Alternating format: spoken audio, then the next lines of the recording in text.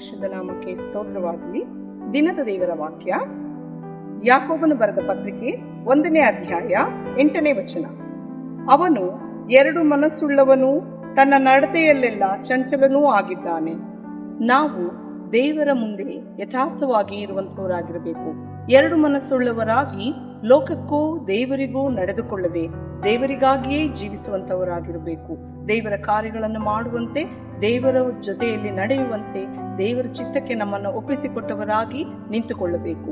ವಾಕ್ಯ ಈ ರೀತಿಯಾಗಿ ತಿಳಿಸುತ್ತದೆ. ಪ್ರಾರ್ಥನೆ ಮಾಡೋಣ.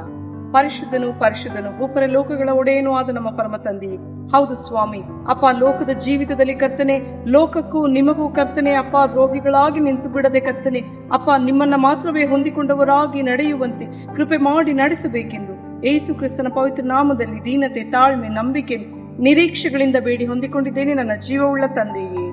ಆಮೇನ್.